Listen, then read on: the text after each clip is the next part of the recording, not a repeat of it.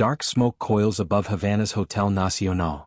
The year is 1946, and inside its lavish ballroom, the air hums with quiet tension. The world's most powerful crime figures, men whose names haunt police files across continents, sit around mahogany tables beneath chandeliers. They've come from New York, Chicago, Kansas City, and even Sicily. But all eyes eventually turn toward a single man at the head of the room. Charles Lucky Luciano. He shouldn't even be here. Just a few years earlier, he'd been paraded before cameras in handcuffs, branded as the most dangerous criminal in America, sentenced to decades behind bars. The government deported him to Italy, believing they'd rid the United States of his influence forever. Yet here he is in exile but still orchestrating power. It's as if the empire he built refuses to die, like a shadow stretching beyond the ocean. The Havana Conference wasn't just a meeting. It was a coronation. Luciano, the self-made architect of organized crime, had turned the Mafia from a loose confederation of street thugs into an empire run with the precision of Wall Street. He understood something no one else did, that crime, when organized like business, could outlast bullets, borders, and even prison walls. But this gathering in Havana wasn't about nostalgia. It was a statement. A reminder to the world, and perhaps to himself, that Lucky Luciano was still the invisible hand guiding the underworld. As the cigars burned low and whiskey glowed amber in crystal glasses, decisions were being made that would ripple through decades. Drug routes from Europe, casino investments in Cuba, and the future of Las Vegas. Luciano's fingerprints were on all of it. Yet beneath the polished charm and the easy grin, there was something else, a restlessness, a weariness. The empire he created had evolved beyond his control. The young men now at these tables spoke his language of power and profit, but they no longer needed his permission to act. Luciano had created a machine so efficient it no longer required its inventor. This moment in Havana, often romanticized in history, is both a victory lap and a ghost story. It's the story of a man who achieved everything he ever wanted, only to realize that power is never owned, only borrowed. The crime world had become modern, sleek, international. But in becoming so, it had shed the last remnants of the world that made Lucky who he was. To understand how Luciano reached this point, how a poor Italian immigrant rose from the tenements of New York to become the architect of the American Mafia, we have to rewind. Before the Commission, before Prohibition, before betrayal and blood. Back to the turn of the century when America itself was a chaotic experiment, a land of opportunity and violence where the underworld mirrored the country's own restless ambition. This is not just the story of a criminal empire, it's the story of modern America in its rawest form. Built by immigrants, driven by money, ruled by visionaries willing to break every rule. Luciano didn't just survive in that world, he redesigned it. He replaced brute force with corporate logic, superstition with structure, and blind loyalty with calculated alliances. But genius in the underworld comes at a cost. For every empire built, there is a betrayal waiting in the shadows. For every deal struck, a debt owed. Luciano's life would become a series of such trade-offs, each one taking him further from the boy he once was, and closer to the myth he'd become. So when we picture that night in Havana, the soft jazz from the corner band, the cigarette smoke drifting through the light, the whispered toasts to Lucky, we aren't just witnessing a criminal summit. We're witnessing the culmination of a philosophy. Power as organization, loyalty as currency, and crime as business. It's easy to romanticize figures like Luciano. Hollywood has turned his shadow into legend. But beneath the myth lies something deeply human. A man born into hardship who refused to stay powerless. A man who saw order in chaos and decided to master it. A man who understood that in America, the line between a businessman and a criminal was sometimes just a matter of paperwork. And yet, in mastering the underworld, Luciano became trapped by it. The structures he built, the rules, the commission, the syndicate, would one day turn against him. Like all empires, his too would crumble, not from outside attack but from within. But for now, in 1946, none of that has happened yet. In this smoky Havana ballroom, Lucky Luciano still commands the room. His empire stretches from the docks of New York to the casinos of Cuba and the streets of Naples. He smiles, raises a glass and says quietly to his lieutenants, "We keep things businesslike." And with that, the meeting begins, the dawn of the modern underworld and the legacy of the man who built it. Before Lucky Luciano ever walked the streets of New York, before the Mafia became a corporation of crime, America's underworld was a battlefield without rules. The early 1900s were an age of chaos, a time when power belonged to the ruthless, loyalty was bought by the hour, and every street corner had its own king. The immigrant ghettos of New York, Chicago, and Philadelphia were teeming with ambition and desperation, a melting pot of cultures and crimes. It was the perfect breeding ground for men who had nothing to lose. In those days, the criminal landscape was a patchwork of tribes. Italians ran Little Italy, the Irish controlled the docks and the police unions, and Jewish gangs dominated the smuggling trade. Each group guarded its turf with fanatic devotion. But unlike the later era of structured rackets and shared profits, there was no order, only survival. Wars erupted over petty insults or disputed debts. Blood was currency and power was temporary. Among the Italian gangs, leadership came from the so-called mustache Petes, the old Sicilian dons who ruled by ancient codes. They carried with them the rigid traditions of the old world: omerta, family honor, revenge. Their word was law, their authority unquestioned. They dressed in fine suits, spoke little English, and clung to a world that was rapidly vanishing. To them, America was not a place to adapt. It was a place to conquer in the name of Sicily. But America was changing faster than they could comprehend. The Industrial Revolution had turned cities into sprawling mazes of opportunity and corruption. Political machines like Tammany Hall bought votes with bribes and booze. Police departments were as dirty as the streets they patrolled. Judges could be paid off and mayors looked the other way. The line between the criminal and the politician was often invisible. In many ways, crime didn't challenge the system, it was the system. Still, within this chaos, something new was forming. The streets were teaching a generation of young immigrants lessons their fathers never learned. That money, not blood, was power, that alliances could cross ethnic lines, that crime could be managed like business. This was the environment that shaped Lucky Luciano, a young boy absorbing the rules of the old world while learning how to bend them for the new one. Yet before that transformation, America's criminal underworld was a jungle without logic. Take New York's 5 Points district, a stew of crime, poverty, and survival where rival gangs like the Five Pointers, the Wyos, and the Eastmen's waged war with brass knuckles and switchblades. Life was cheap. Territory changed hands daily. The Irish would raid an Italian gambling den. The Italians would retaliate by burning down a saloon. The police, often bribed or afraid, picked up bodies, not criminals. For the older generation of mobsters, respect meant everything. A perceived slight could mean death. Their sense of pride was both their armor and their downfall. Men like Giuseppe Joe the Boss Masuria and Salvatore Maranzano ruled their operations like medieval lords, enforcing feudal obedience through violence and fear. They distrusted outsiders, refused to work with non-Italians, and demanded tribute from every criminal who dared make a dollar on their turf. But this pride-driven system was brittle. The old dons didn't see the bigger picture. They fought for scraps when entire industries, bootlegging, narcotics, gambling, labor unions, lay waiting to be monopolized. They ruled with fists, not foresight. In their arrogance, they confused control with stability, not realizing that chaos was already eroding their power. Meanwhile, America itself was entering an era of contradiction. On one hand, it was the land of the free, a beacon for immigrants seeking hope. On the other, it was a crucible of inequality and corruption. The rich grew richer, the poor found other means.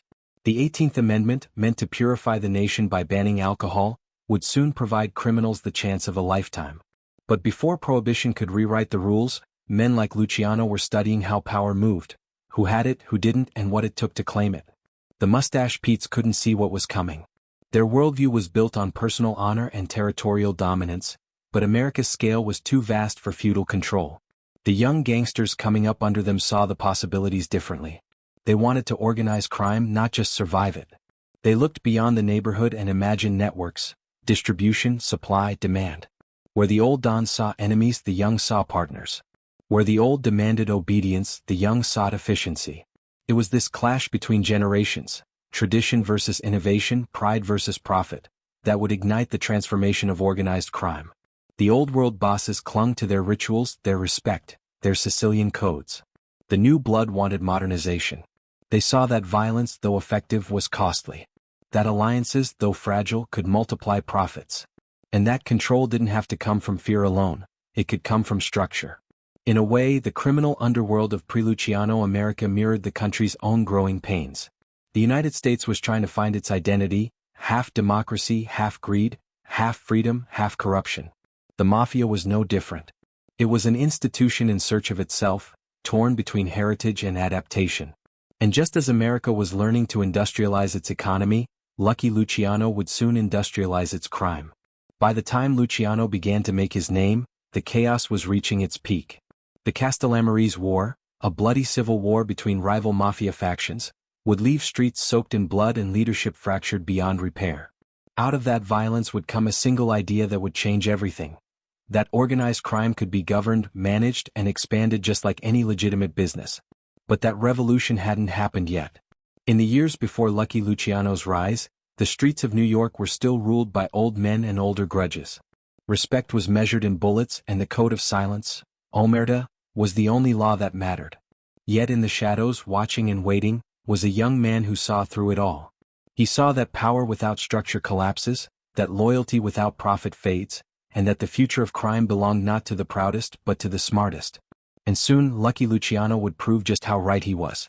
He was born Salvatore Lucania in 1897 in Lercara Fritti, a small, sun-baked town in Sicily, a place where life was hard, poverty was inherited, and men whispered the word honor like a prayer.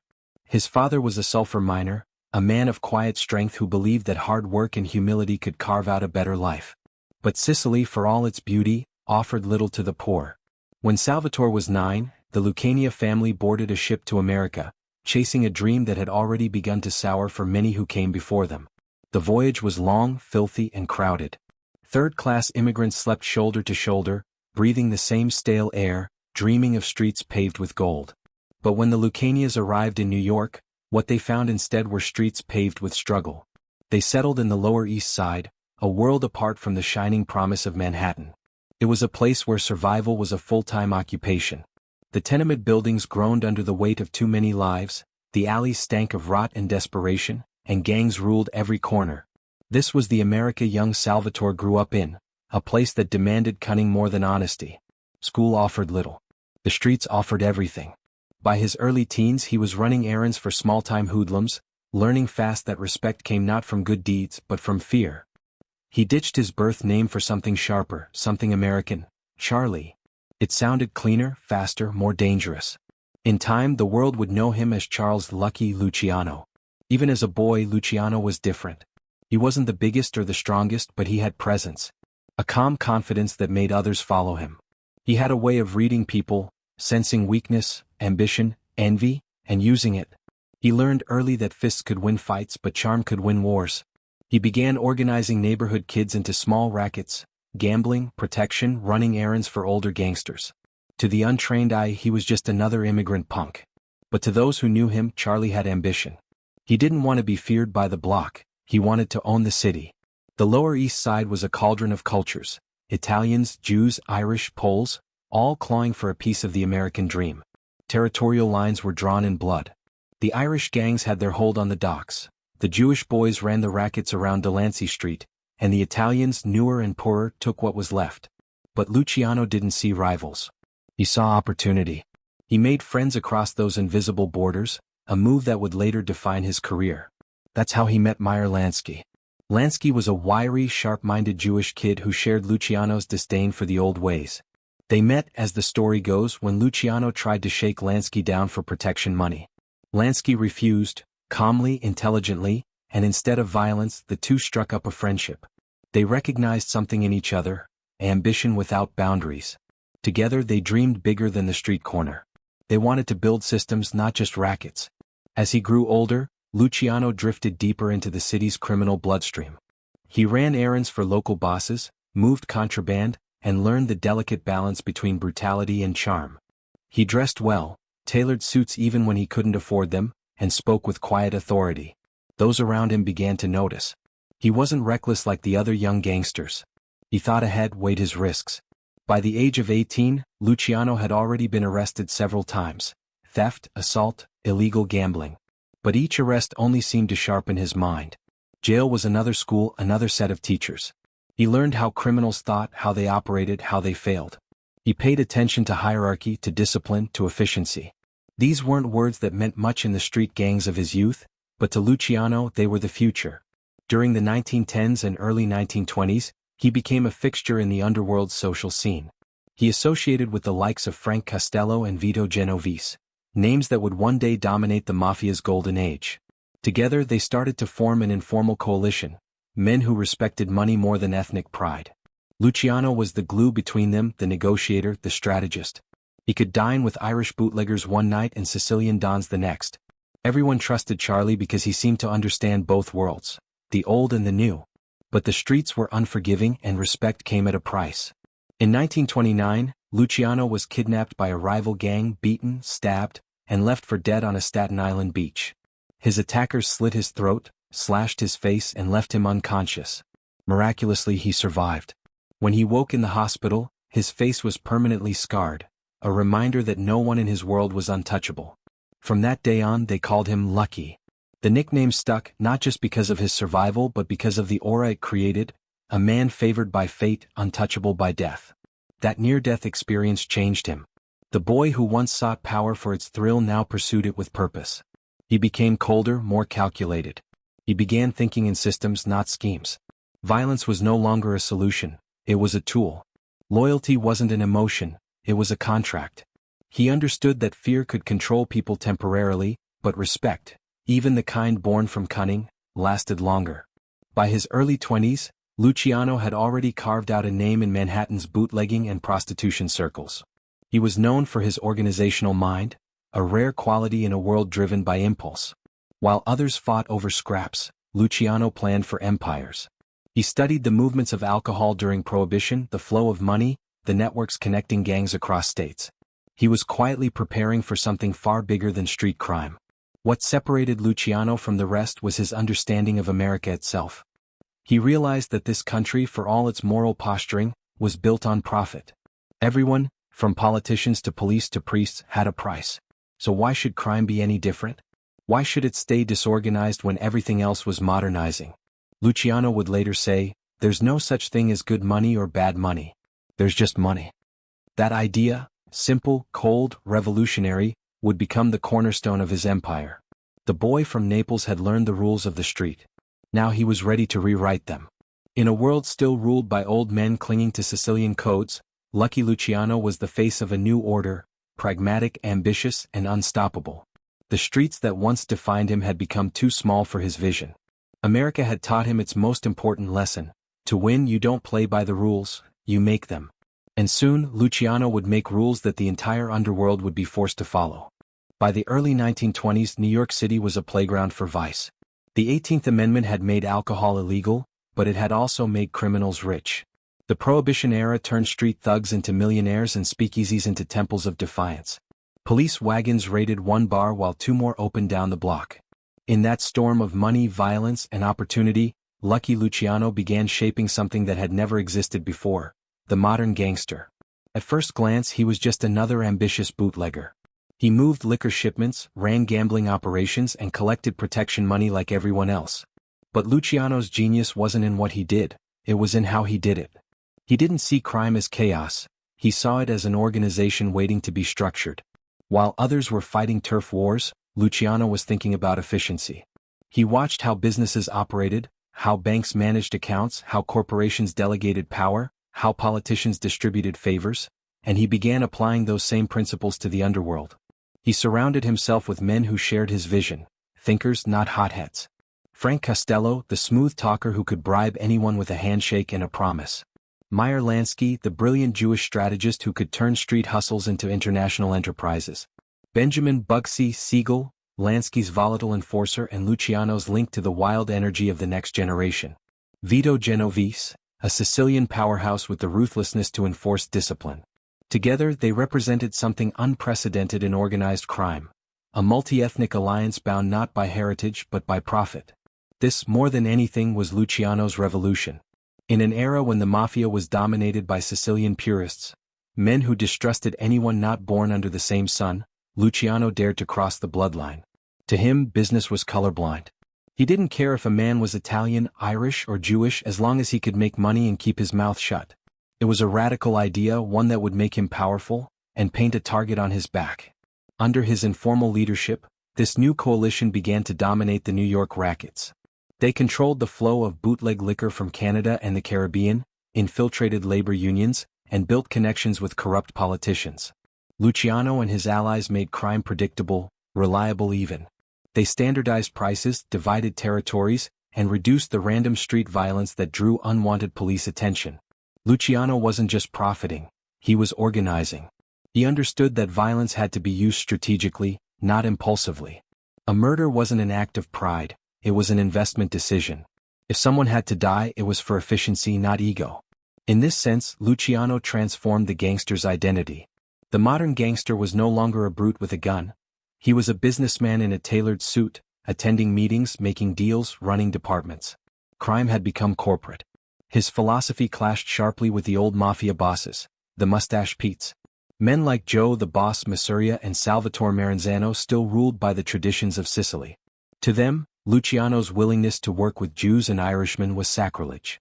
They viewed alliances with outsiders as betrayal, weakness, a stain on their heritage. But Luciano saw it differently. America wasn't Sicily. Here, money replaced blood and success demanded adaptation.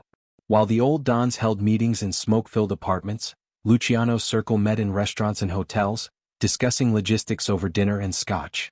They called themselves businessmen, not gangsters. They discussed supply chains, markets, and investments with the same seriousness as any Wall Street broker. Luciano had turned crime into an industry. The transformation wasn't only external, it was psychological. Luciano represented a new breed of criminal, pragmatic, Americanized, and unburdened by the emotional codes of the old country. He could still play the part of the loyal Italian when needed, but his true loyalty was to the system he was building. In his mind, honor was redefined. It wasn't about obeying ancient rules, it was about maintaining order and profit. Loyalty was measured in reliability, not ethnicity. This shift marked the beginning of what historians now call the Americanization of the Mafia. Luciano's generation didn't inherit the underworld, they rebuilt it. They stripped away the romanticism of Sicilian vendetta and replaced it with something colder, smarter, more sustainable. The gangsters of old ruled by fear, Luciano ruled by structure. And the timing couldn't have been more perfect. Prohibition created a golden river of money flowing through the veins of every city. From Chicago to New York, gangsters were becoming celebrities, their names whispered in speakeasies and printed in newspapers. But while figures like Al Capone drew headlines through violence and spectacle, Luciano stayed quiet, methodical.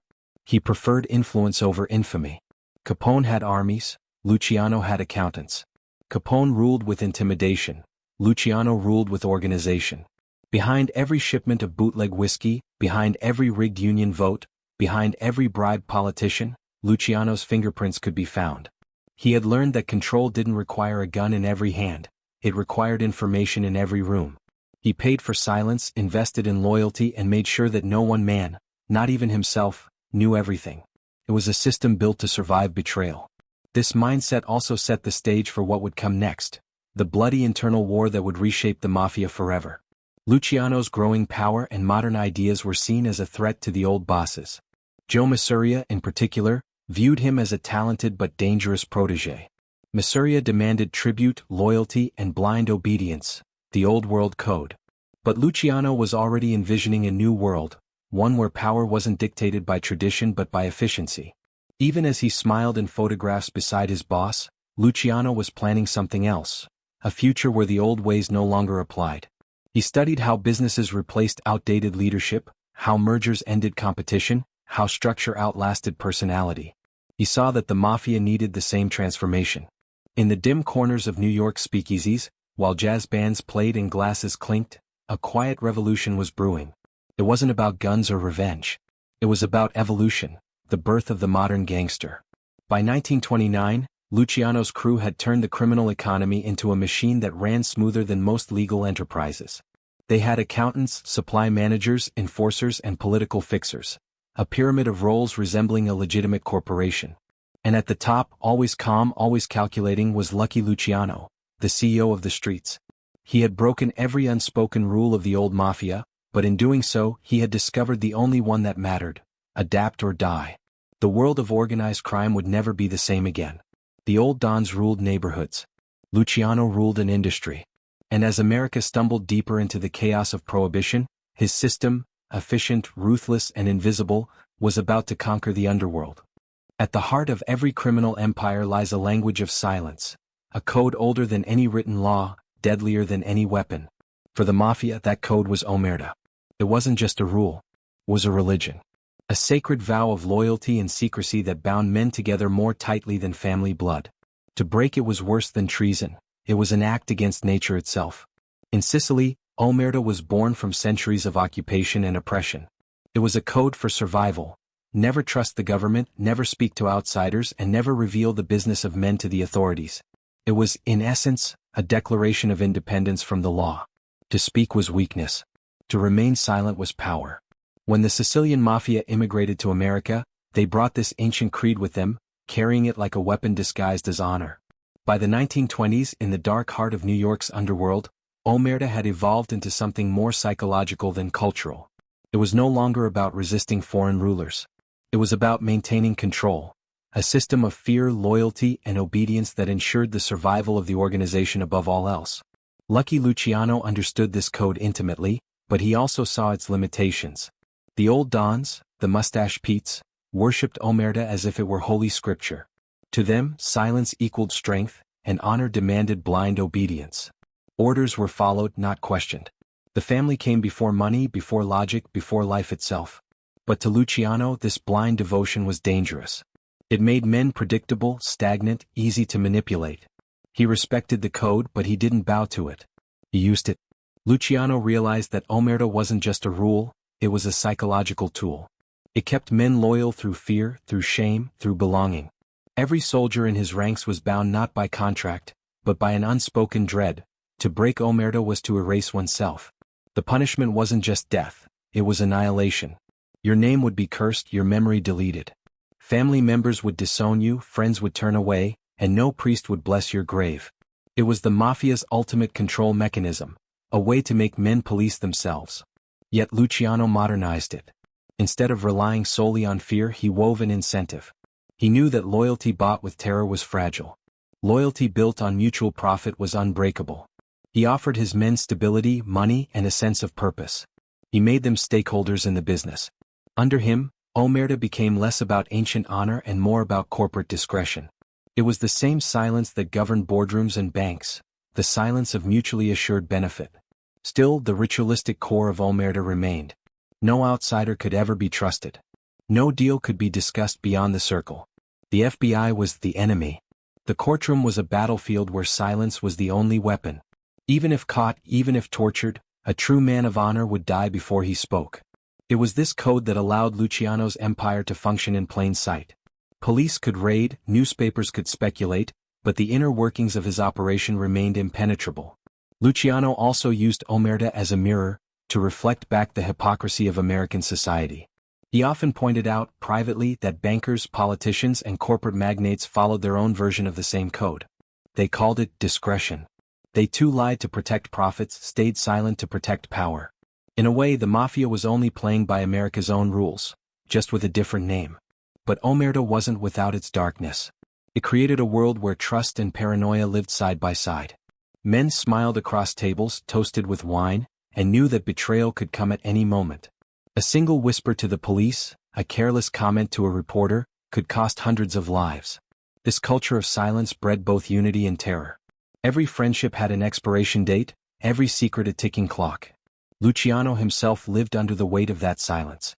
He trusted few completely, perhaps only Frank Costello and Meyer Lansky. Everyone else was a potential liability. In private, he sometimes joked about the absurdity of the code, calling it the world's worst business plan, because it forced you to kill your best employees the moment they became too honest. But even as he mocked it, he never broke it.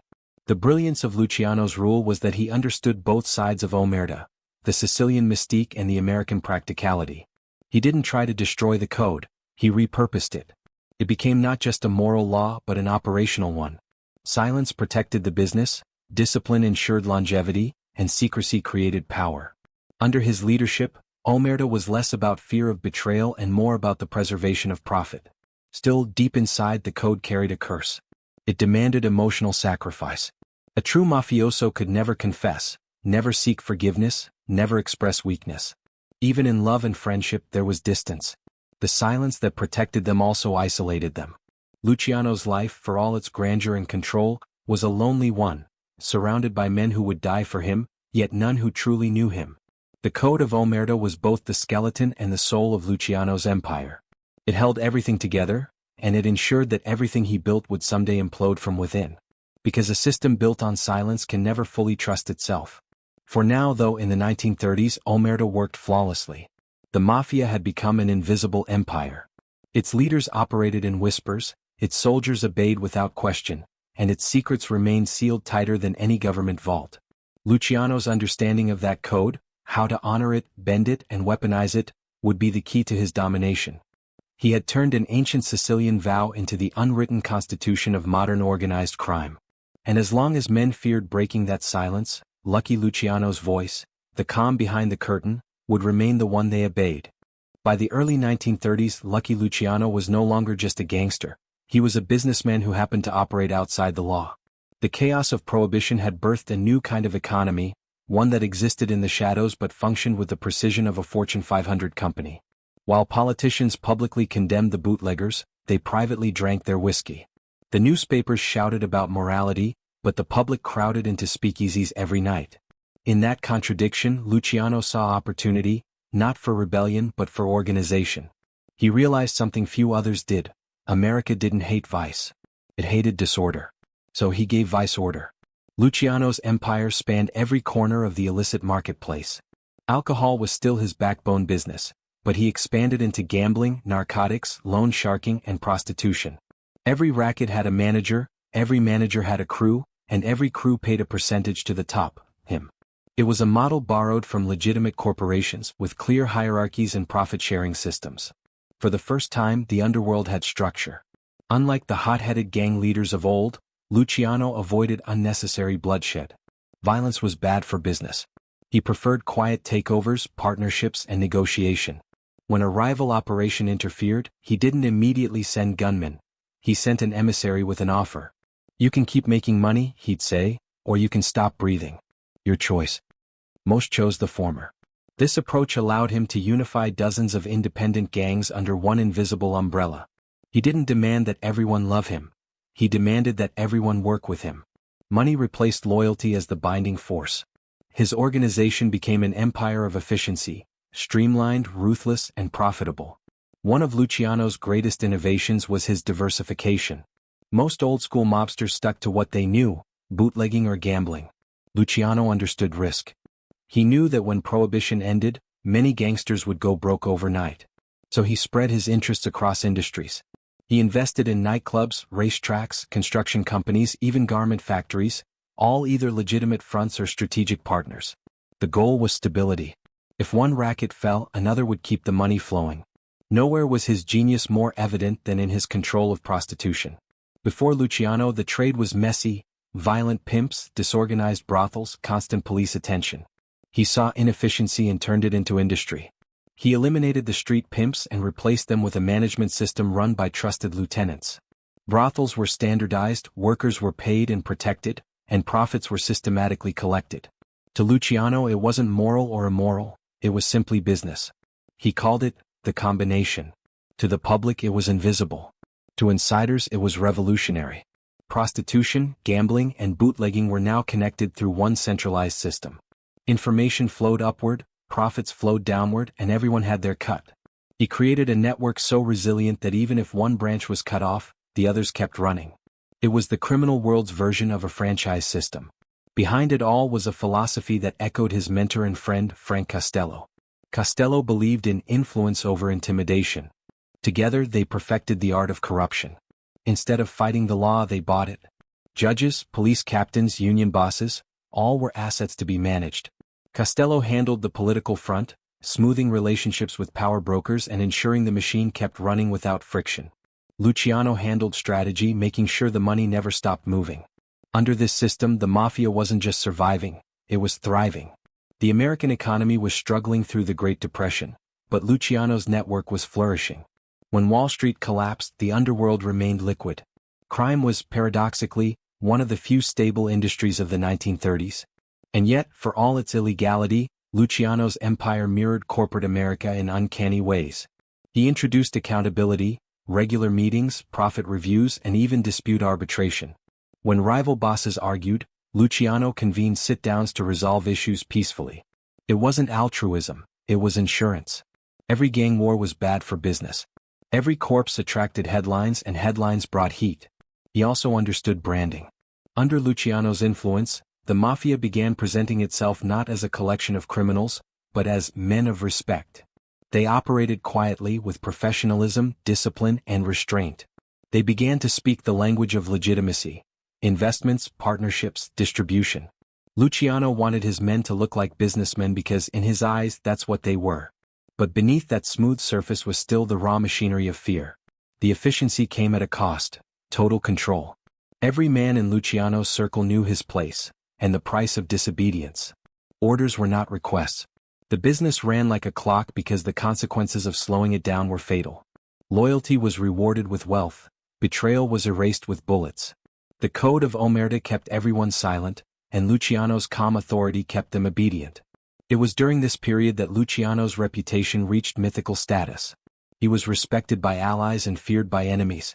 Law enforcement barely understood how vast his network truly was.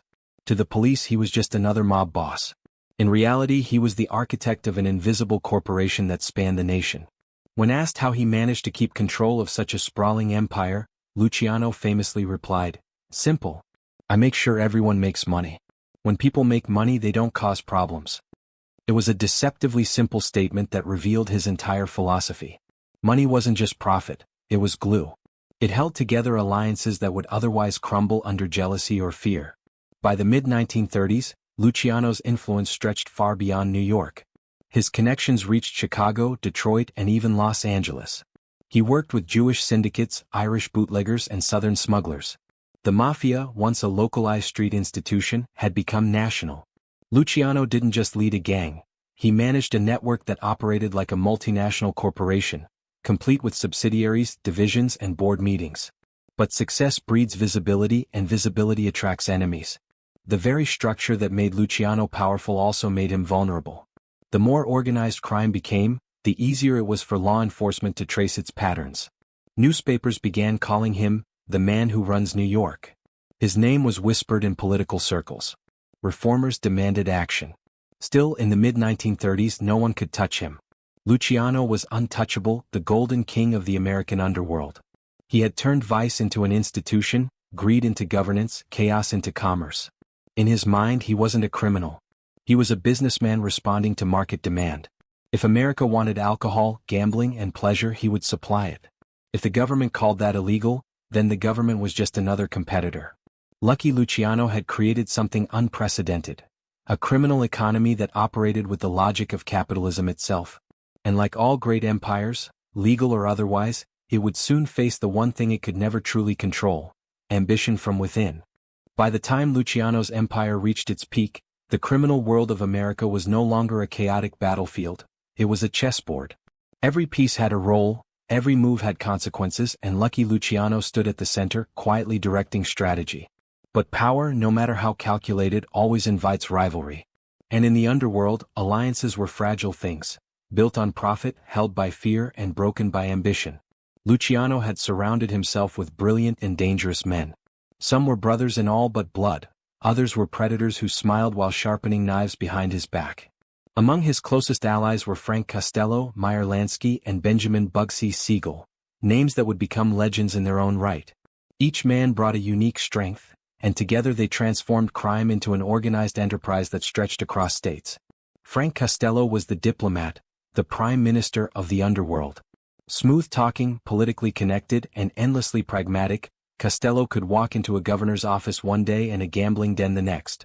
He managed the Mafia's political relations, greasing the right palms, ensuring police looked the other way, and turning judges into business assets.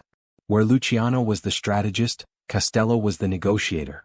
Meyer Lansky, on the other hand, was the mathematician, the financial brain behind the operation.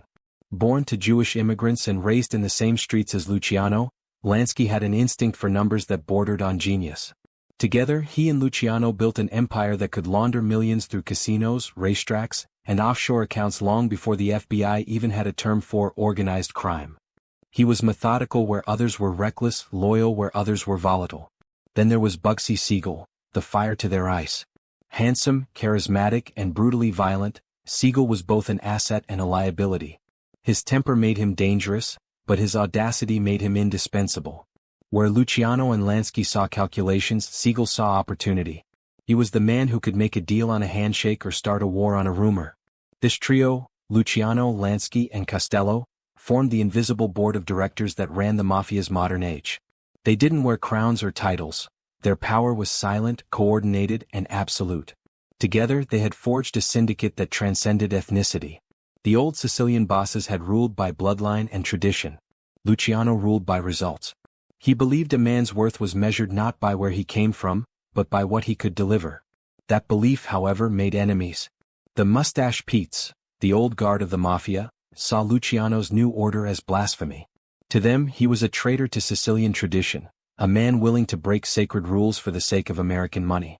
They distrusted his alliances with Jews and Irishmen. They despised his willingness to speak English at meetings, to wear American suits, to dine in public with men they considered outsiders. Chief among these traditionalists was Salvatore Maranzano. He was shrewd, cunning, and deeply ambitious, a man who saw himself not as a businessman but as a Caesar. After the Castellammarese War, Maranzano had briefly emerged as the most powerful mafia figure in New York. He named himself boss of bosses, and demanded tribute from every family in the city. For Luciano this was intolerable. The whole purpose of his new syndicate was to eliminate the chaos of single-person rule. Luciano tolerated Maranzano at first. He played the loyal lieutenant, smiling at meetings, pretending obedience. But beneath the calm exterior, he was already planning his next move. To Luciano, Maranzano's dictatorship was a threat, not just to his power but to the entire system he had built. One man ruling all others would only lead to more bloodshed, more instability. Meanwhile, outside New York, other alliances were forming. In Chicago, Al Capone had risen to power, commanding an empire as vast as Luciano's, though far more violent.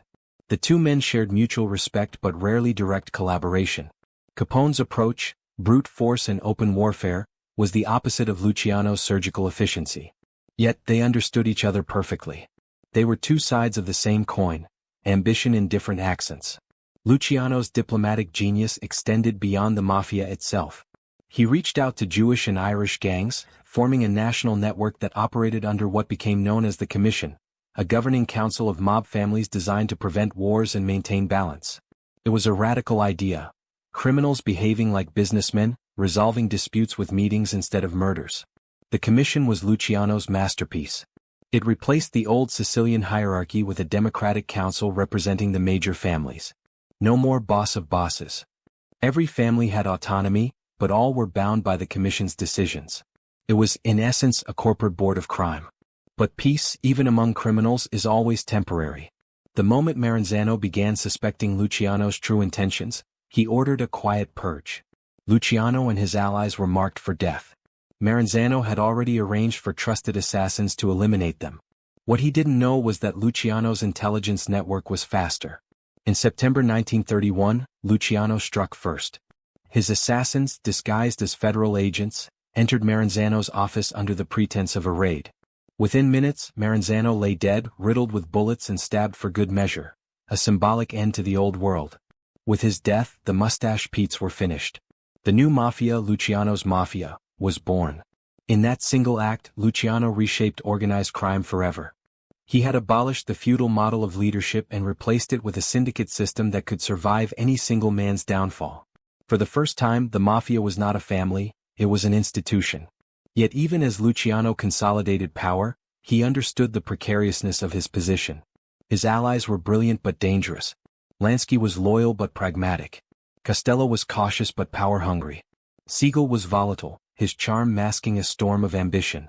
Every one of them could one day become either his greatest defender or his ultimate betrayer. Luciano often said that running the Mafia was like holding a glass full of snakes. You had to keep it steady or everything inside would turn on you. Over the next few years, as his empire grew richer and more complex, the snakes began to stir. Rivalries simmered, federal attention increased, and whispers of betrayal grew louder. Luciano had built a system that could outlast any one man, but no system is immune to human nature. The alliances that had made him untouchable would soon test his greatest skill, survival. For in the world Lucky Luciano created, every friendship carried a price, and every enemy was just one broken promise away. By the mid-1930s, Lucky Luciano's empire appeared untouchable. The streets were quiet, the profits steady, and the commission had brought a fragile peace to America's underworld. To outsiders, it seemed as though Luciano had done the impossible. He had transformed chaos into order. But beneath the calm surface, a hidden war was brewing. It wasn't fought with Tommy guns in the streets, but in whispers, bribes, and surveillance rooms. The old enemies had been replaced by new ones, men with badges, pens, and microphones. Luciano's organization had become too efficient, too visible. Newspapers began calling him the Underworld CEO, a title that thrilled the public but alarmed law enforcement. Prosecutors, mayors, and moral reformers saw Luciano not just as a criminal, but as the symbol of everything wrong with America's moral decay. In the eyes of ambitious men like Thomas E. Dewey, a young, relentless district attorney with political dreams, taking down Lucky Luciano would be the ultimate trophy. Dewey represented a new kind of enemy, disciplined, methodical, and incorruptible. He didn't play the same game as the crooked cops Luciano was used to paying off. He refused bribes, ignored threats, and pursued justice with the precision of a surgeon. His campaign against organized crime wasn't just legal, it was theatrical. He used the press to his advantage, turning raids into front-page headlines, transforming morality into performance. Dewey understood the public's hunger for heroes and villains, and he positioned himself as the man who would slay the modern dragon, Lucky Luciano. At first, Luciano didn't take him seriously. He had survived gang wars, assassinations, and federal investigations. What could a young lawyer do that bullets and rival mobs hadn't? But Dewey was different. He didn't attack Luciano directly. He attacked the infrastructure, the economic veins that kept the empire alive. Luciano's criminal machine was built on layers of insulation. He never personally handled illegal goods, never directly gave incriminating orders. He was a ghost in his own empire, invisible behind fronts and intermediaries. But even ghosts cast shadows. Dewey began to map those shadows, following money trails, interrogating minor players, and exposing the web of corruption that connected the Mafia to New York's politics, police, and vice industries. The weakest link turned out to be the prostitution racket. Luciano's highly organized sex trade, which he had restructured into a profitable and efficient system, became the target of Dewey's crusade. Prostitutes, madams, and low-level managers, people Luciano had always considered unimportant, suddenly became potential witnesses. Dewey's team used intimidation, protection deals, and the promise of reduced sentences to break through Omerta's silence. It worked. One by one, women who had been beaten, exploited, or threatened began to talk. Some were terrified, others vengeful.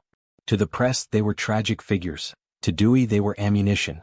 Each testimony drew a line that led closer to Luciano. The D.A.'s office built a picture of a man running a vast, profit-driven system of vice, a corporation of crime hidden behind legitimate fronts and bribes. Meanwhile, inside Luciano's circle, paranoia grew. His lieutenants began to feel the heat. Wiretaps and raids became more frequent. Politicians who had once taken envelopes of cash started distancing themselves. The same silence that had protected the Mafia for decades now began to suffocate it. No one knew who might flip next, who might talk to Dewey's men. Luciano tried to adapt. He reduced his public appearances, shifted his meetings to private homes and trusted fronts, and began spending more time in hotels under fake names. Yet, the war was already inside his walls. Dewey's strategy wasn't about shooting Luciano, it was about eroding the myth of his invincibility. The public, once fascinated by his glamour, now turned against him. The tabloids that had once admired his style now printed headlines describing him as a flesh merchant, a man who sold women's bodies for profit. The more Luciano denied involvement, the more the press amplified the accusations. In an ironic twist, the same publicity that had helped build his legend was now destroying it. For the first time, Luciano began to feel cornered. His allies advised him to flee the country, but he refused. Running would make him look guilty. He still believed he could control the narrative, pay the right people, silence the right witnesses. But Dewey's investigation wasn't built on bribes and silence. It was built on documentation, evidence, and relentless pressure. Even Meyer Lansky, the calculating genius of the syndicate, sensed the danger. He warned Luciano that the old methods wouldn't work against this new kind of war. "You can't bribe a man who wants fame more than money," Lansky told him. But Luciano was a creature of habit. He believed every man had a price. He was about to learn that some enemies preferred headlines to envelopes. The hidden war reached its turning point in 1936. Dewey's team orchestrated a series of simultaneous raids across New York, arresting dozens of men and women tied to the prostitution network. The operation was swift and surgical. Within hours, Dewey had enough witnesses and records to bring charges against the man he had been chasing for years. Lucky Luciano, the untouchable king of organized crime, was suddenly very touchable. He was indicted on 62 counts of compulsory prostitution, a charge that shocked the city and humiliated him. To the public, it was poetic justice, the glamorous gangster brought down not by rival gunmen, but by the voices of women he had silenced. But this was more than a legal battle. It was psychological warfare. Dewey wanted to destroy Luciano's image, to strip him of mystique and dignity. The charges weren't just about crime, they were about shame. In the underworld, reputation was everything, and Luciano's reputation was now on trial. Even before the courtroom doors opened, the hidden war was already won. Dewey had reshaped public perception. Luciano, once seen as a businessman and visionary, was now painted as a predator. His empire was collapsing from the inside, not because of violence but because of exposure. For years, Luciano had mastered the art of invisibility. But in the modern world, secrecy was no longer enough. Surveillance had evolved, loyalty could be bought by justice, and silence could be broken by a microphone. The hidden war was never about guns or streets, it was about evolution. The Mafia had changed, but so had the system built to destroy it. Luciano was facing not a gangster's war, but a bureaucrat's war. One fought with files, subpoenas, and the ruthless efficiency of modern law. And in that new battlefield, even the man who created the modern underworld was beginning to lose ground. For more than a decade, Lucky Luciano had been the invisible emperor of the American underworld, a man who never left fingerprints, who conducted his empire through whispers and intermediaries. But in 1936, that illusion of invincibility began to shatter. The machine he had built with such precision was cracking, piece by piece, under the relentless pressure of Thomas E. Dewey's investigation. The king of crime, who had outsmarted mob wars and police raids, was about to face a new enemy he couldn't bribe, threaten, or outthink: the system itself. Luciano's arrest in April 1936 was not dramatic. There was no gunfight, no chase through alleyways. Instead, it was eerily quiet, the kind of silence that feels like the pause before a storm. He was found in Hot Springs, Arkansas, a resort town famous for its therapeutic waters and its underworld visitors. Luciano had gone there believing he could buy protection, as he had done countless times before. But Dewey's network of informants had already tipped off the authorities. When police entered his hotel suite, Luciano remained calm, almost amused. "What's the charge?" he asked, lighting a cigarette. When they told him it was for compulsory prostitution, he smirked. "You gotta be kidding me." To a man who had orchestrated multi-million-dollar enterprises and managed killers, the accusation seemed almost laughable. But as he would soon learn, this was no joke. It was the carefully laid trap that would end his reign. He was extradited to New York under heavy guard, the press following every movement. Reporters crowded train stations, shouting questions, snapping photos. For the first time, Lucky Luciano was not the mysterious figure operating in the shadows. He was a man in handcuffs, his name splashed across every newspaper in America. The public that had once been fascinated by his charisma now wanted his downfall. Back in New York, Dewey moved fast. He assembled his witnesses, over 68 women and several madams, and built a mountain of testimony connecting Luciano to the organized sex trade. The case was complex, but the strategy was simple. Portray Luciano not as a businessman, but as a parasite, exploiting human misery for profit. Inside Luciano's inner circle, panic began to spread. His lieutenants scrambled to cover their tracks, burn documents, and reassure their own men that everything was under control. But nothing was. The old network of bribes and favors had gone silent. Politicians who had once called him Charlie now pretended not to know him. The police captains he had on his payroll suddenly refused to take his calls. The invisible web of protection he'd relied on for years had evaporated overnight. For the first time, Luciano was alone. Even Meyer Lansky, the most level-headed of his allies, knew the gravity of the situation. "Charlie, this isn't like the old days," Lansky told him during a jail visit. "You can't shoot your way out of this one. Dewey wants your head for his resume." Luciano nodded, silent. He knew Lansky was right. This wasn't a gang war, this was politics. Dewey wasn't after his money, he was after the myth. As the pretrial hearings began, Luciano's arrogance gave way to frustration. He couldn't understand how prostitutes' testimonies, people from society's lowest rung, could hold such weight in court. "They'll believe hookers over me?" he asked one of his lawyers, incredulous. The lawyer replied softly, "They'll believe whoever Dewey tells them to." Behind bars, Luciano maintained his composure, but his thoughts were racing. For years he had operated on the belief that every man had a price. But Dewey's price wasn't money, it was power, fame, and the chance to become New York's next political superstar. Luciano had no leverage in that equation. Outside the courtroom, the world was changing fast. Prohibition was long over, and with it went the old underworld economy. The public's tolerance for organized crime was fading. The Great Depression had left Americans bitter, searching for scapegoats. The idea of a foreign-born gangster living in luxury while ordinary citizens suffered was too perfect a villain for the press to resist. Every newspaper painted Luciano as the embodiment of corruption, an uneducated immigrant who had manipulated America's vices and institutions for his own gain. Headlines screamed, "Vice King faces justice, Luciano's empire of sin exposed." Dewey didn't need to convince the jury, he had already convinced the country. Still, Luciano was no fool. He knew the courtroom was not just a place for defense, it was theater. He dressed impeccably, spoke calmly, and projected confidence. He wanted the jury to see a businessman, not a thug. But no amount of poise could stop the tide. The prosecution paraded witness after witness, painting vivid, sordid stories of Luciano's reach into the brothels of New York. Some witnesses recanted, others contradicted themselves, but it didn't matter. The public had already made up its mind, and Dewey was relentless. He cross-examined with precision, transforming the case into a moral crusade. Each word he spoke wasn't just aimed at the jury, it was aimed at the front page of tomorrow's paper. Behind the scenes, Luciano's lawyers tried every possible angle: discredit witnesses, bribe jurors, challenge the evidence. But Dewey's team had insulated itself against corruption. Every juror was vetted, every witness guarded. Luciano was fighting not just a prosecutor but an entire machine of reform. By June 1936, as the trial neared its conclusion, the outcome felt inevitable. Even Luciano sensed it. He still smiled for the cameras, but his eyes had lost their spark. "They got me this time," he muttered to a guard one night. "They finally got me." He was right. The empire he had spent a lifetime building, through blood, loyalty, and vision, was collapsing, not with gunfire, but with the quiet authority of a gavel. In July 1936, the jury returned its verdict: guilty on all counts. The judge sentenced him to 30 to 50 years in prison, effectively a life sentence. The courtroom erupted in noise, reporters shouting, cameras flashing, women crying. Dewey stood calmly, his face unreadable.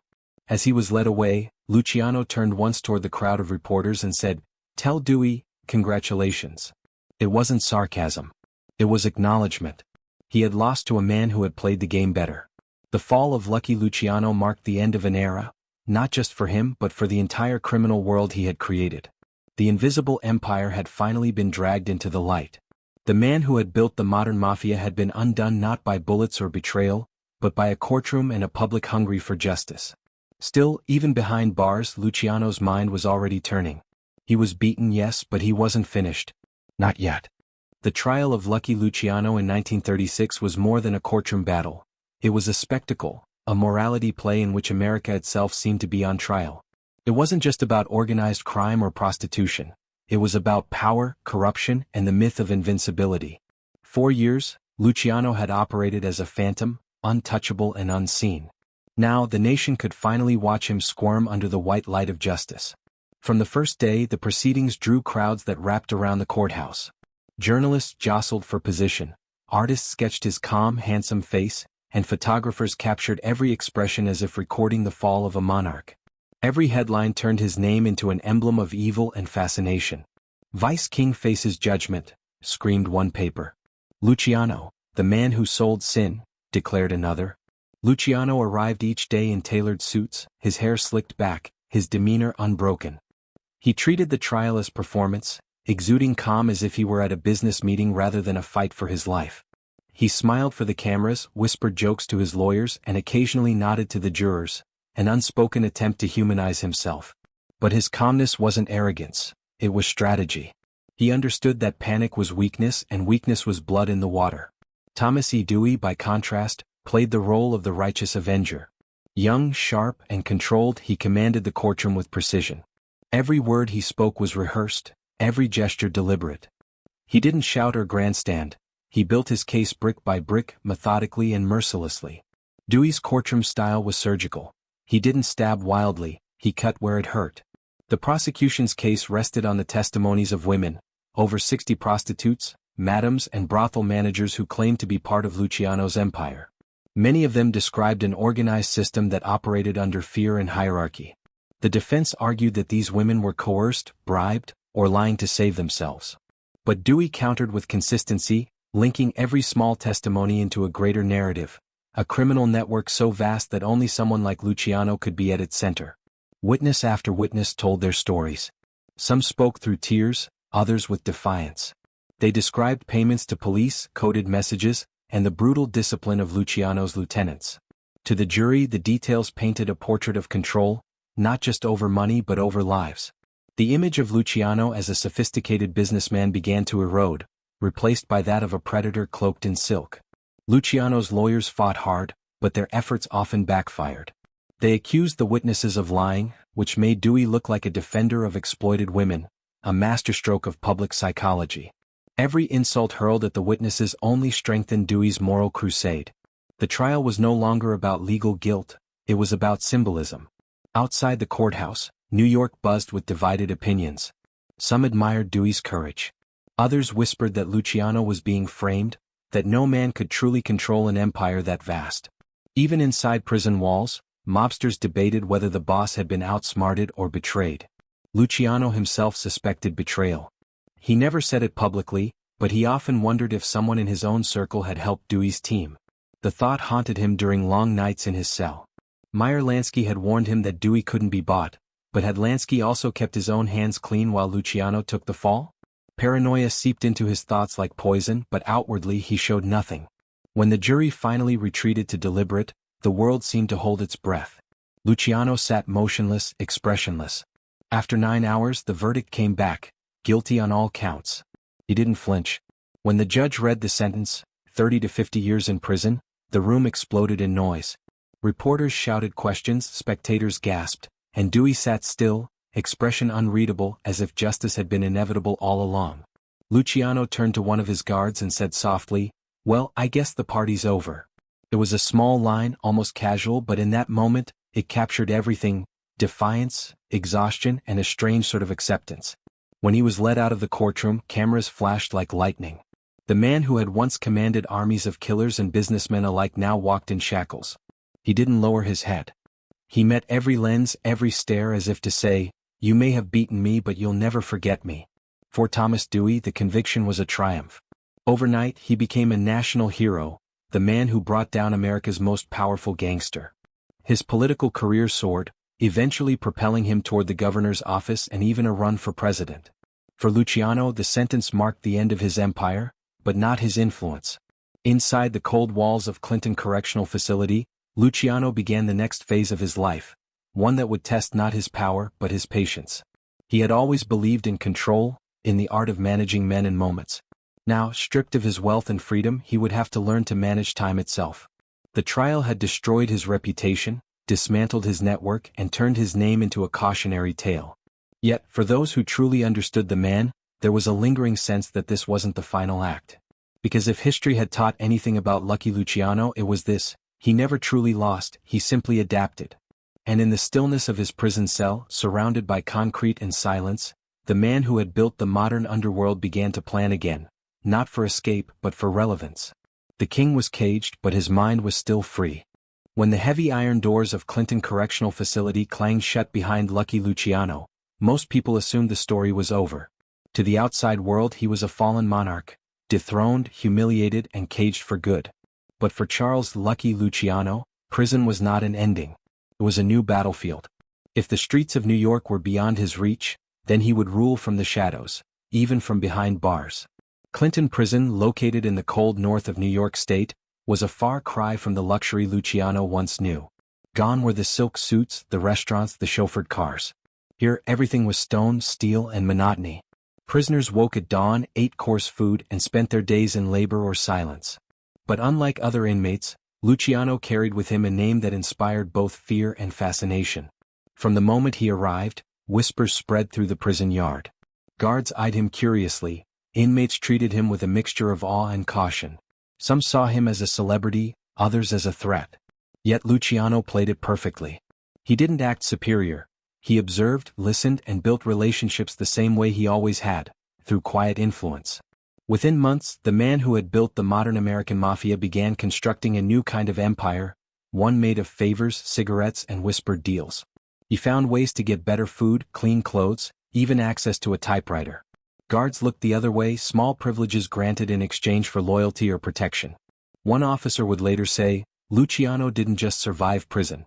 He ran it like a business. But unlike the flashy days of the underworld, Luciano's rule here was subtle. He didn't issue threats or flaunt power. Instead, he created order. In a world ruled by chaos and violence, Luciano's presence brought a strange calm. Inmates came to him to settle disputes, to borrow, to trade.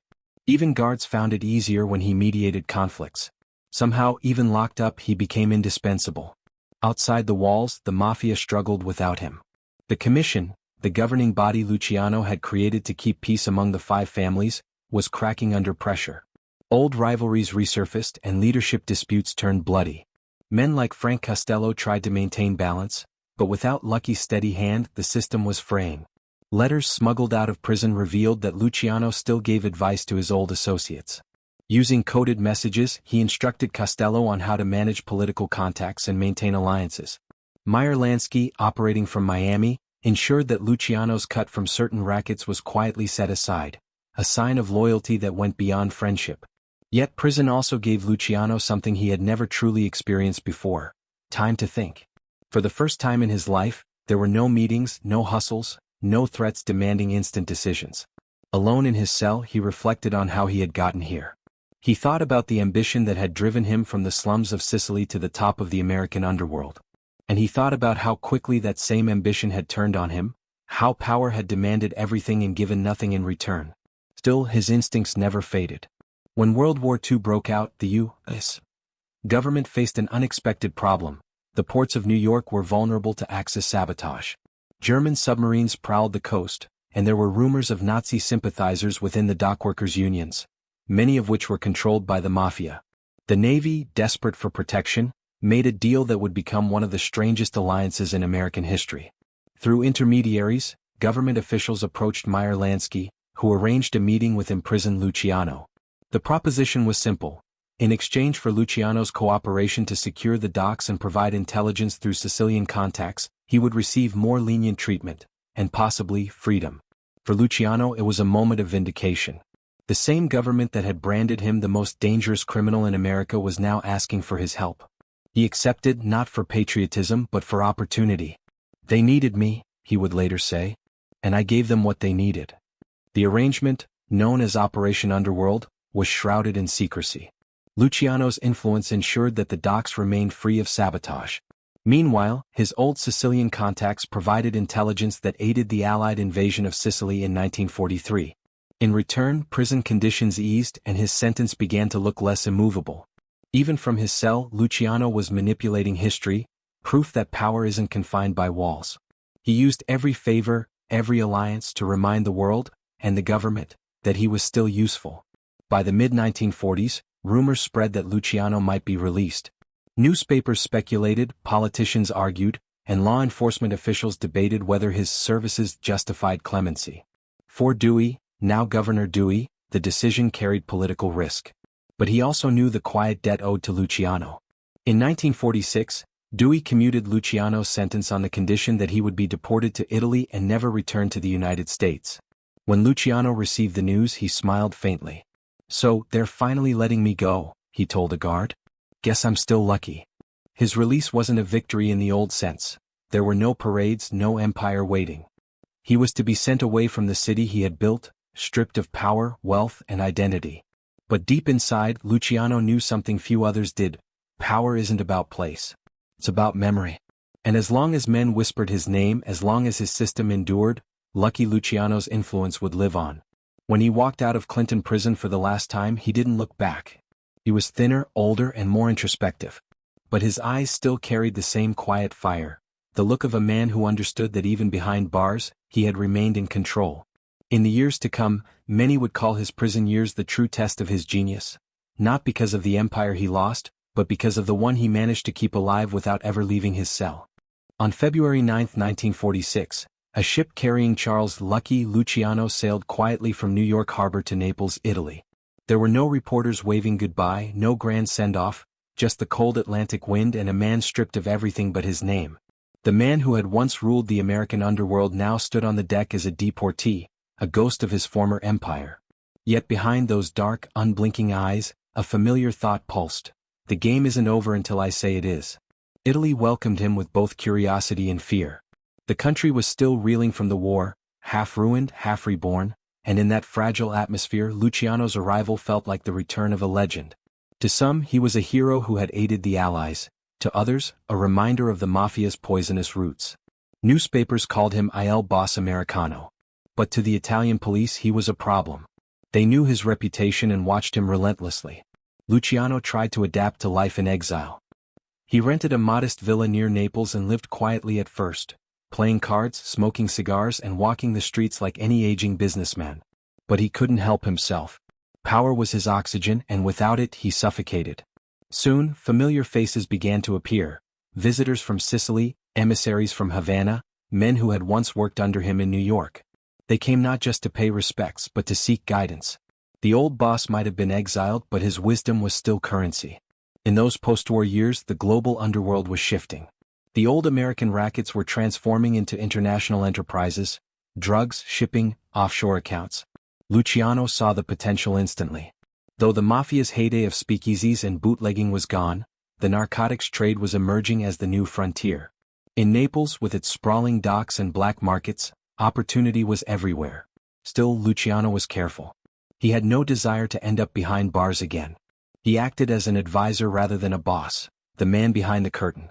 Meetings were held in cafes, hotel rooms, and seaside villas. Notes were written in code, messages relayed through trusted couriers. He understood that direct involvement was dangerous, but influence was eternal.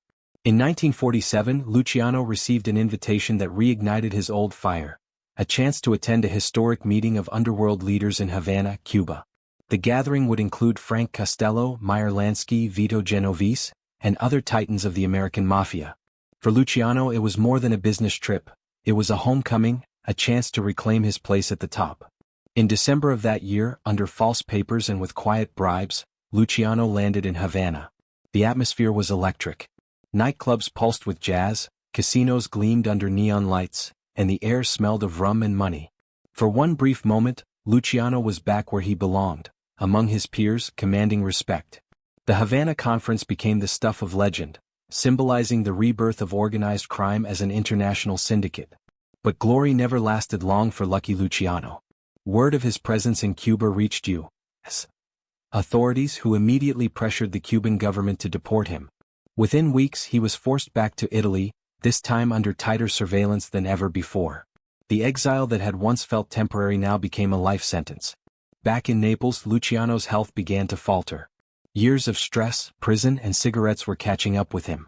He suffered from heart troubles and chronic insomnia. Yet even as his body weakened, his mind remained sharp. He stayed in contact with Lansky and others, advising them on how to navigate the new order, a world of corporate fronts, offshore accounts, and discreet political alliances. Luciano often spoke of his regrets during this time. He admitted to friends that he had underestimated the system, that he had believed money could buy everything, even freedom. "I should have kept lower," he once said quietly. "You can't live like a king in America and expect the government not to notice." But there was also pride in his tone. Despite everything, his creation, the commission, the structure of cooperation among the Mafia families, had endured. The Mafia had evolved beyond street gangs into a corporate model of organized crime. It was his legacy and it had survived even without him. By 1962, Luciano was in his mid-60s and living a quieter life in Naples. He entertained old friends, granted occasional interviews, and walked the streets like a relic of another age. Tourists and journalists sought him out, hoping for a glimpse of the man who had once ruled America's underworld. Some found him charming, even philosophical. Others saw a man haunted by ghosts. On January 26, 1962, Luciano met with a film producer who was preparing a movie about his life. He was excited. Finally, his story would be told his way. The meeting went well, and as Luciano walked the producer to his car outside Naples airport, he smiled, lit a cigarette, and collapsed to the ground. A massive heart attack ended his life instantly. The police arrived within minutes. In his pocket they found nothing but a few lire, a lighter, and a handkerchief. The man who had built empires died with almost nothing, but his shadow stretched across continents. His funeral in Naples drew hundreds, gangsters, friends, locals, even curious strangers. They came not to mourn but to witness the end of an era. As the coffin was lowered into the ground, one of his old associates whispered, "There'll never be another like him." It was true. Lucky Luciano had begun as a poor Sicilian immigrant and ended as a legend, not for his wealth or cruelty but for his vision. He had turned chaos into organization, violence into structure, and crime into something resembling business. Even in exile, even in death, his fingerprints remained on the world he helped create. A world that would continue long after he was gone, quietly operating in the shadows, just as he had always intended. When Lucky Luciano died on that January afternoon in Naples, the newspapers carried the story across the world: the father of the American Mafia dead at 64. For most readers, it was the end of a criminal tale. But for those who understood power, real power, it was clear that his death changed nothing. Luciano had already transcended the flesh and blood existence of a gangster. He had become an idea, a blueprint. In the decades that followed, the system he created, the Commission, remained the backbone of organized crime in America. His vision of dividing power, maintaining peace among rival families, and structuring the Mafia like a corporation would outlast every bullet, every raid, every prison sentence. Even when his successors fought and killed each other for control, they did so within the framework he had built. In the shadows of New York's high-rises, in backroom deals in Chicago, Havana, and Sicily, Luciano's ghost was always present. His genius lay not in brutality but in organization. Before Luciano, gangsters fought like tribes. Impulsive, emotional, and self-destructive. After Luciano, they behaved like businessmen, complete with hierarchies, territories, and a code of conduct. It was he who understood that crime wasn't chaos, it was enterprise. "There's no difference between a legitimate business and an illegal one," he once told a friend, "except the law doesn't like ours." That statement became the mantra for generations of mobsters and corporate manipulators alike. In many ways, Luciano's legacy extended far beyond the Mafia. His vision of power, decentralized, calculated, and quietly influential, foreshadowed how modern institutions would operate. Politicians, cartels, and corporations all borrowed from his model. Loyalty systems, profit-sharing, invisible hierarchies, and the merging of influence with discretion. But Luciano's legacy was not merely structural, it was psychological. He understood people at their most primal level. He knew that fear could only hold power for so long, but respect, or the illusion of it, could last forever. He built alliances through mutual benefit, not just intimidation. He saw greed, ambition, and loyalty as currencies. In his world, everyone had a price, but not everyone knew it. And he was the man who could find it. This understanding made Luciano more than a mob boss. It made him a philosopher of power. He embodied the paradox of leadership, both ruthless and rational, criminal and visionary. He was not admired for kindness but for control. He didn't want to be loved, he wanted to be necessary. Even his enemies admitted that removing him left a vacuum. When Lucky was around, one old gangster once said, things made sense. After he went away, everyone thought they were lucky. The irony was that the system he created eventually devoured itself. By the 1970s and 1980s, as the Mafia expanded into narcotics and global rackets, greed overwhelmed discipline. The careful order Luciano had designed gave way to impulsive violence, flashy displays of wealth, and government crackdowns that crippled the old structures. The very thing he had sought to prevent, chaos, returned. But even in its downfall, his model remained the reference point. Law enforcement agencies studied his commission to dismantle the modern mob, using his design as a map of the criminal underworld. And in this strange way, Luciano achieved a kind of immortality. His name became legend, not as a cautionary tale, but as a myth of intellect and charisma. Books, films, and documentaries portrayed him as the archetype of the modern gangster, cultured, composed, and calculating. Marlon Brando's Don Corleone in The Godfather carried traces of him. So did De Niro's portrayals of quiet, intelligent mobsters. Luciano had become the mold, the elegant criminal, the man who understood that true dominance is invisible. In Italy, his reputation was more complicated. To some, he was the Americanized son of Sicily, the immigrant who had mastered the game abroad. To others, he was a symbol of corruption that had haunted both nations. Yet, even among his critics, there was grudging respect for his intellect. Italian historians later described him as the Machiavelli of the 20th century underworld. But beyond power and infamy, there was something profoundly human about his story, the immigrant's hunger to belong, to rise, to never be small again. Luciano's climb from the poverty of Lercara Fritti to the skyscrapers of Manhattan wasn't just about crime. It was about the pursuit of identity in a country that judged him by his accent and skin. In that sense, his empire was a rebellion, a declaration that he would not live by anyone else's rules. In his later years, when he spoke to younger men in Naples, he often warned them not to follow his path. "They call me lucky," he once said, "but every man I knew who was like me, they're all dead or gone. I ain't lucky. I'm just alive longer." It was a rare moment of honesty, a glimpse of the man beneath the myth, someone who understood that the price of power is loneliness, and that every empire eventually consumes its creator. Yet the world remembers him differently. To historians, he was a criminal genius. To the underworld, he was the architect. To pop culture, he became the prototype of control. The name Lucky Luciano still evokes an aura of danger mixed with admiration, a man who rewrote the rules of crime and in doing so forced society to confront its own corruption.